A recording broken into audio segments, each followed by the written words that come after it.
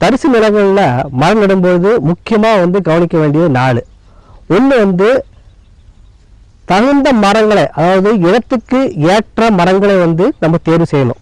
எந்தெந்த மாதிரி இடம், தரிசு நிலம் எப்பேற்பட்ட இடம், அந்த இடத்துக்கு எந்தெந்த மரங்கள் வளரும் அதை முதல்ல தெரிந்து கொண்டு முதல்ல அந்த பகுதிகளுக்கு ஏற்ற மரக்கன்றுகளை மரங்களை நம்ம தேர்ந்தெடுக்கணும். இதுதான் முதல் முக்கியமாக நம்ம கவனிக்க வேண்டியது. ஏன்னா இது நம்ம செய்யவிட்டால் நம்ம எல்லா விதமான செயலும் அது பாய்ந்து விடும்.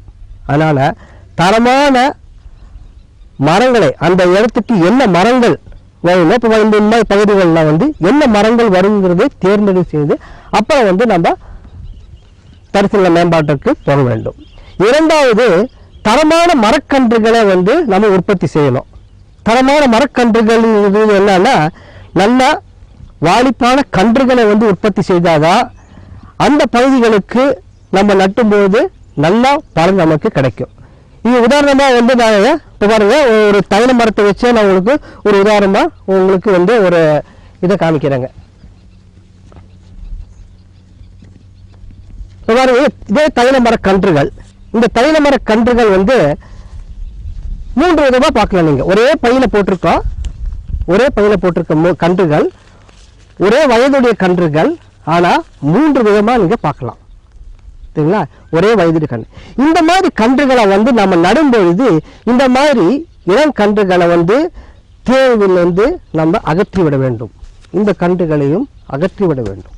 தரமான மரக்கன்றுகளை தான் நம்ம தேர்வு செஞ்சு நட்டுகிறதா இந்த கன்றுகள் நல்ல பலன் நமக்கு அளிக்கும். இது நான் தைல மரத்துக்காக மட்டும் சொல்லலை.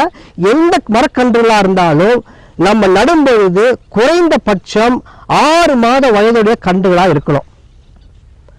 அடித்தண்டு உயரம் இல்லைங்க, அடித்தண்டு நல்ல பருமனாக இருக்கணும். குறைந்தபட்சம் 0.6 சென்டிமீட்டர் அளவு கொண்ட அடித்தண்டு இருக்கணும். அப்படி தண்டு பாகம் நல்ல பருமனாக இருந்தால், உதாரணமாக இப்போ பாருங்க, இந்த தண்டு பாகம் நட்டிருக்க கன்றுகள் பார்த்தீங்கன்னா 6 மாத வயதுடைய தைல மர கன்று. இந்த அடிபாக தண்டு பார்த்தீங்கன்னா நல்ல பருமனாக இருக்கும்.